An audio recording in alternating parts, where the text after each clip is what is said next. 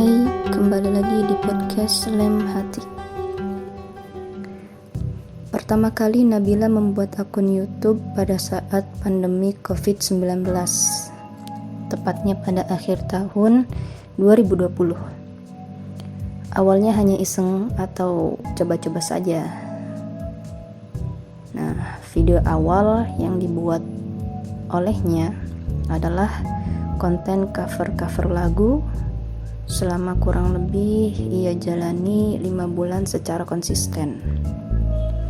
Namun ia menemukan kendala dengan jumlah viewers atau penonton yang masih minim. Bahkan untuk mencapai 1000 viewers pun sulit untuk dicapai.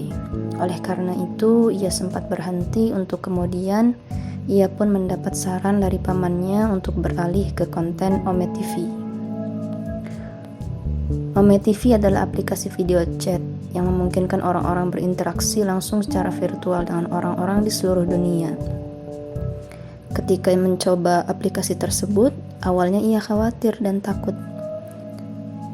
Hal itu karena ia harus bertemu dengan orang asing secara acak dan juga harus menggunakan bahasa Inggris untuk berbicara dengan mereka yang ia temui. Namun setelah ia mulai mencobanya, ia mulai menyukai konten tersebut. Ditambah lagi respon-respon positif yang ia dapatkan dari mereka yang ia temui. Dari sinilah akun YouTube-nya mulai merangkak naik dan melejit. Dalam kurun waktu kurang lebih 1 tahun, subscribernya sudah mencapai kurang lebih 700.000 lebih pada tahun 2021. Pada konten Ome TV ini ia banyak belajar, terutama dalam berkomunikasi dengan orang baru, menggunakan bahasa Inggris terutama. Ia belajar berbahasa Inggris awalnya pada saat membuat konten Ome TV ini.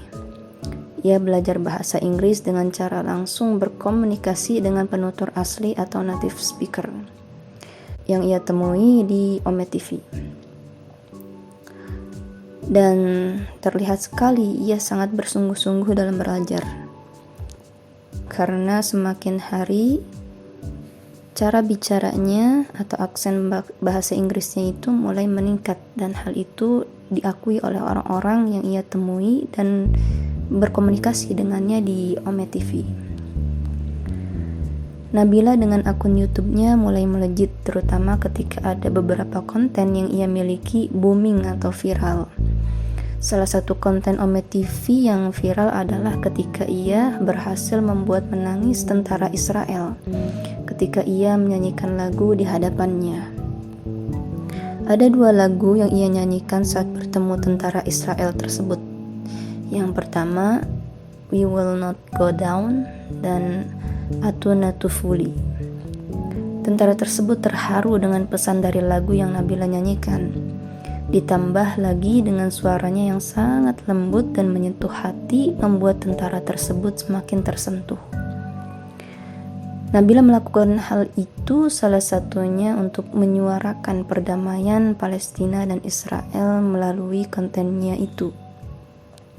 Ia yakin bahwa tentara itu masih memiliki hati nurani dan sebenarnya ia tahu bahwa apa yang ia lakukan terhadap rakyat Palestina adalah perbuatan yang tidak manusiawi. Namun sejauh ini ia hanya bisa diam karena ia hanya bisa mengikuti arahan dari atasan di kemiliteran Israel. Dari viralnya konten tersebut yang membuat tentara Israel menangis, Nabila sampai diundang ke acara TV saat itu di Metro TV pada acara Kick Andy Show dengan tema Gitar Getarkan Dunia.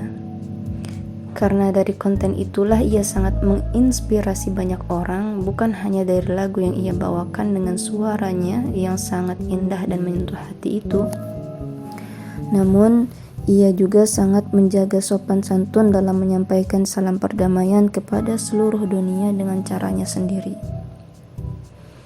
Nabila banyak mendapatkan masukan-masukan agar ia mengembangkan bakat yang ia miliki. Masukan ini paling banyak disampaikan oleh mereka yang telah mendengarkan suara indahnya ketika ia menyanyikan lagu-lagu di Ome TV.